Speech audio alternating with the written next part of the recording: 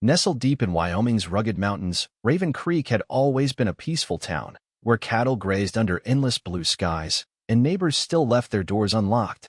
But that peace was shattered when the Black Vultures, an outlaw biker gang, descended upon the town like a plague. They came under the guise of a motorcycle club, but soon began forcing business owners to sell their land, extorting locals, and silencing anyone who resisted. Their biggest obstacle? Eleanor Reed, a 90-year-old widow who owned one of the largest and oldest ranches in the region. The Black Vultures wanted her land, but Eleanor refused to sell it. When threats and intimidation didn't work, the gang escalated to arson and violence. And that was their mistake. Because Eleanor wasn't just any old woman. She had a granddaughter. Cassandra Reed was no ordinary rancher's descendant. She was a battle-hardened Green Beret, a soldier who had spent years in war zones, taking down enemies far more dangerous than a group of overconfident bikers. And when she received her grandmother's desperate voicemail, she knew one thing for sure: she was going home. Cass arrived in Raven Creek under the cover of night, her military instinct screaming at her as she drove through the town.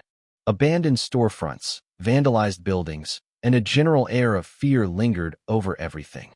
This wasn't just a gang problem, it was an infestation. She wasted no time securing the Reed Ranch. Motion sensors, tripwires, and makeshift defenses were set up overnight.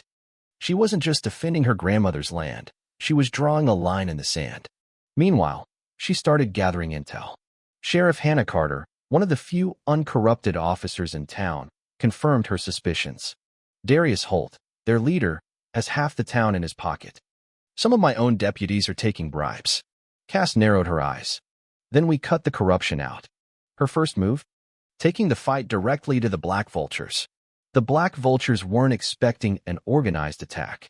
Using her training, Cass ambushed one of their safe houses, disabling their vehicles and setting fire to their drug stash. She left behind a single message, painted across the front wall: Raven Creek is not yours. The retaliation was immediate. A convoy of bikers rode toward Reed Ranch that night, but they weren't ready for Cass's battlefield tactics. Hidden snipers, booby traps, and calculated gunfire turned their assault into a humiliating retreat. And now, the entire town knew someone was finally fighting back. With the first victory secured, Cass knew she needed allies. She turned to Nathan Hayes, an ex-Navy SEAL who ran a local repair shop, Sarah Duvall, whose family had lost their ranch to the Vultures, and Oscar Mendez, a seasoned hunter who knew every inch of the surrounding forests. Together, they formed a resistance. Small strikes followed, sabotaging supply lines, exposing corrupt officials, and spreading fear through the gang's ranks. The townsfolk, once too afraid to speak out, began whispering about a reckoning.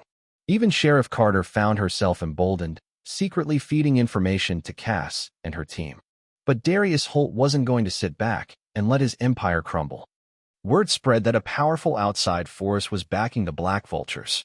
Cass's research led her to the Orion Syndicate, a shadowy criminal network that used biker gangs as enforcers for land grabs and trafficking operations. And when an Orion operative, a man named Sebastian Gray, arrived in town in a sleek black Rolls-Royce, Cass knew things had escalated. Unlike Darius, this man was calculating, refined, and far more dangerous. Gray didn't waste time. He made Eleanor an offer, 10 times the market value for her ranch. Eleanor didn't even blink. "I don't do business with snakes." Gray's cold smile faded. "Then I'll ensure you regret that decision." Cass tightened her grip on her knife. "Try it." The war had officially begun.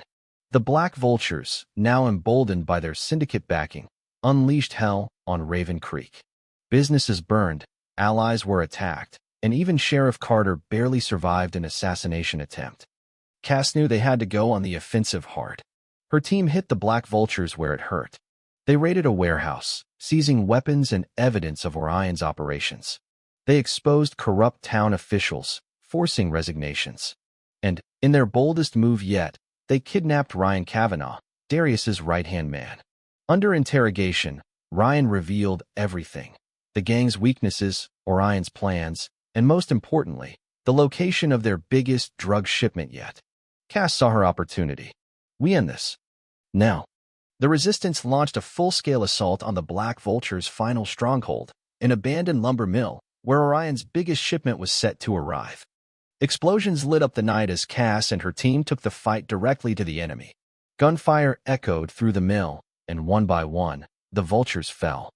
Darius tried to escape, but Cass hunted him down, cornering him in his office. "You should have left my grandmother alone," she growled before delivering the final blow. With their leader dead, the gang collapsed. But Cass wasn't done. She sent Orion's own stolen evidence to federal agents, forcing them into the light. Within days, warrants were issued, and the syndicate's grip on the town was shattered. Raven Creek had survived, but battle scars remained. While the Black Vultures were wiped out, and the Orion Syndicate had retreated, for now, Cass knew peace was temporary. Criminal empires didn't crumble overnight. Eleanor's ranch was finally safe, but Cass could sense a shift in the town's atmosphere. Some people, emboldened by their victory, were eager to rebuild. Others, still fearful, whispered that Orion would return with greater force. One afternoon, Sheriff Carter called Cass into her office. The room was quiet, except for the sound of paperwork being shuffled. "You're not planning on leaving, are you?" Carter asked, eyes sharp. Cass leaned against the desk. "Not yet. I have a feeling we're not done." Carter slid a folder across the table. "Then you'll want to see this." Inside were surveillance photos, grainy but clear enough. A new group had been spotted outside Raven Creek. Unknown faces, heavily armed, moving like professionals. "Orion sent someone else," Carter muttered. "And they're not just here to intimidate." Cass studied the faces in the photos, her fingers tightening around the paper. The fight wasn't over. She sighed and looked at Carter. "Then let's make sure they regret coming here." Nathan Hayes was the first to notice something off. His repair shop had become a meeting point for Raven Creek's resistance, and he had kept his ears open. "There's a guy asking questions about you, Cass," he said, crossing his arms. "Not a vulture, not local either. Tall, military type. No patches, but he's got that look." Cass exchanged a glance with Sarah. "Mercenary? Maybe. Whoever he is, he's not just here to sightsee." That night, Cass and Oscar took position outside Nathan's shop, waiting for their mystery visitor. Just past midnight, a shadow moved along the alleyway. Cass recognized the efficient stride of a trained soldier. When he reached the back door, she struck, pressing a knife against his throat before he could react. "Who sent you?" she hissed. To her surprise, the man smirked. "I was hoping you'd find me first. My name's Cole Maddox. Used to be with Delta. Orion put a bounty on your head, and I figured I'd warn you before the real trouble arrives." Cass didn't loosen her grip. "Why?" "Because I don't work for Orion anymore." Cass and her team gathered at the ranch. Maddox laid out the situation. "Orion's not sending bikers this time. They're sending professionals. Black Ops level guys, ex-military. And they've put a price on your head that will attract every hired gun from here to Mexico." Oscar whistled. "So they're done playing games." Maddox nodded. "They want Raven Creek crushed, and they want you dead." Eleanor, sitting quietly in her rocking chair, finally spoke. "Then let's remind them why we're still standing." Before Orion could send their full force, Cass decided to strike first. With Maddox's intel, they pinpointed a safe house being used by Orion scouts. That night, Cass led a raid. Her team moved fast, taking down sentries with precision. The operation was swift and brutal. No casualties on their side. But the real surprise was the documents they found inside. "They're not just after us," Sarah said, flipping through the files. "Orion is planning a massive land grab across the entire state." Raven Creek was just the beginning. Cass exhaled sharply. "Then we don't just fight back. We end them." Orion didn't wait. 3 nights later, they came in full force. Armored vehicles, snipers, tactical teams. But Cass and her resistance were ready. Using carefully placed explosives, they cut off Orion's approach, forcing them into bottlenecked kill zones. Nathan and Oscar provided long-range support while Sarah and Maddox led the counteroffensive. Cass moved like a shadow, taking down enemy operatives with ruthless efficiency. In the final moments, she faced Sebastian Gray himself. "You don't understand what you're dealing with," Gray sneered, blood on his lip. Cass wiped the sweat from her forehead. Neither did the vultures. Look how that ended. One last shot.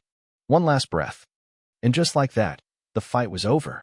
Raven Creek had survived again, but Cass knew this was bigger than just one town. Orion was far from finished. "What's next?" Nathan asked. Cass glanced at her grandmother, who smiled knowingly. We build. We prepare.